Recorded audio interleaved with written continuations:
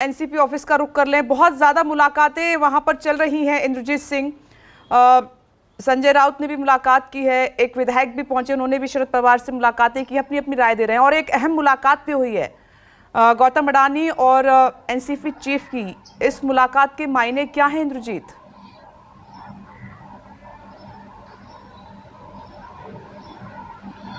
जी बिल्कुल, गौतम अडानी और शरद पवार की जो मुलाकात है उसके कई राजनीतिक मायने हैं। एक मायने, सबसे बड़े मायने तो ये है कि शरद पवार अभी भी बीजेपी पर अपनी पकड़ बनाए हुए हैं, क्योंकि जिस तरह से बीजेपी गौतम अडानी को डिफेंड करती है, कहीं ना कहीं ऐसा लगता है कि गौतम अडानी का प्रभाव बीजेपी पर या बीजेपी के शीर्ष नेताओं पर जरूर है।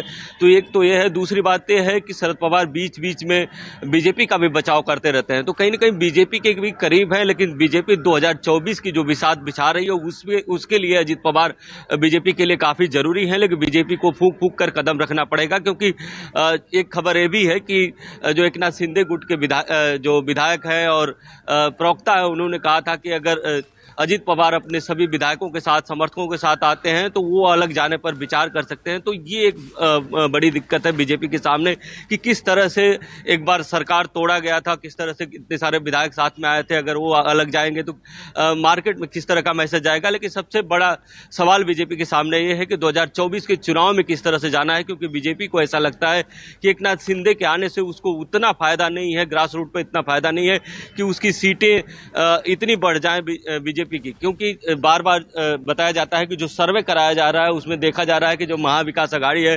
कांग्रेस, एनसीपी और उद्धव ठाकरे की शिवसेना है, उस सर्वे में काफी आगे निकल रही है। आपने देखा भी होगा कि पिछले कुछ चुनाव हुए हैं, जो एमएलसी के चुनाव हुए, राज्यसभा के चुनाव हुए, या जो चुनाव एक दो सीटों पर हुए थे, उसमें देखा गया कि ये तीनों पार्टियों का अच्छा प्रदर्शन रहा। तो कहीं ना कहीं इससे भी बीजेपी डर रही है। यही कारण है कि अब इस मामले में बीजेपी फूंक फूंक कर कदम रख रही है। दूसरी बात यह है कि अभी ऐसा लगता है कि अजित पवार ने जो अभी मन बनाया रहा होगा, शायद उस पर अभी अल्प विराम लग गया है, क्योंकि शरद पवार जब तक हैं तब तक ये कहना मुश्किल है कि अजित पवार के साथ 40 लोग जा सकते हैं। क्योंकि आपने देखा होगा कि जो मीटिंग बुलाने की बात चल रही थी उसमें 3 से 4 विधायक मिलने के लिए उनसे आए थे। हालांकि उन्होंने बाद में मीडिया से बात करते हुए इनकार किया कि हमने कोई मीटिंग नहीं बुलाई थी। इसके अलावा अजित पवार बार बार ये कह रहे हैं कि हम पार्टी के साथ हैं और पार्टी पूरी तरह से एकजुट है और हम मरते दम तक पार्टी के साथ रहेंगे। तो कहीं ना कहीं इस समय अगर देखा जाए तो अजित पवार भी बैकफुट पे हैं।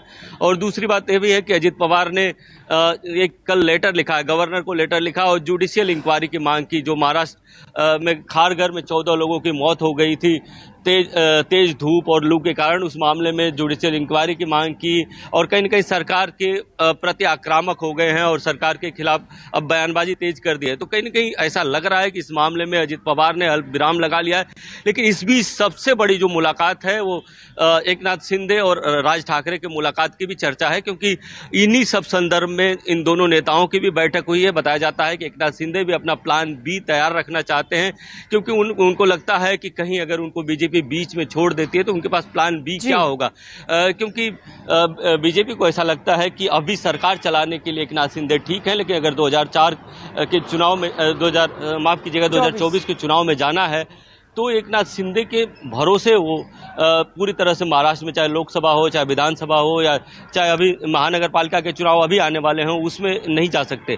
तो उसके लिए उनको राज ठाकरे की भी साथ जरूरत पड़ सकती है। अगर एकनाथ शिंदे राज ठाकरे को मना लेते हैं, क्योंकि बीजेपी डायरेक्ट राज ठाकरे को अपने पास इसलिए नहीं लेना चाहती क्योंकि बीजेपी को ऐसा लगता है कि अगर राज ठाकरे डायरेक्ट उनकी पार्टी के साथ आते हैं तो हो सकता है उत्तर भारत में उनको काफी नुकसान हो जाए। यही कारण है कि बीजेपी राज ठाकरे को अपने साथ नहीं लेना चाहती है। तो ये दोनों संभावनाएं हैं कि बीजेपी ने कहा हो एकनाथ शिंदे से कि आप राज ठाकरे को संपर्क में रखिए और जैसे ही कोई चुनाव होगा हम जो सीटें देंगे आप राज ठाकरे से टाई अप करिए और हम आपसे टाई अप करेंगे। तो ये सारी बिसातें बिछ रही है, अपनी अपनी बिसातें बिछ रही है, लेकिन सारी बिसात जो बिछ रही है वो 2024 के चुनाव को देखते हुए बिछ रही है। लेकिन इस बीच आपको इंतजार करना होगा जो सुप्रीम कोर्ट का फैसला आता है अयोग्यता को लेकर, उसी पर सबकी निगाहें टिकी हुई है और उसके बाद ही पता चल पाएगा कि क्या अजित पवार अल्प विराम लगा है या पूर्ण विराम लगा है या अभी भी पूरी तरह से जाने के मूड में है। ठीक है। नमस्कार, मैं हूं मानक गुप्ता। अगर आपको हमारा ये वीडियो पसंद आया हो तो इसे लाइक और शेयर जरूर करें और हाँ, हमें सब्सक्राइब और फॉलो करना ना भूलें ताकि आप देश और दुनिया की कोई खबर मिस ना करें। तो जुड़े रहिए हमारे साथ और देखते रहिए न्यूज 24।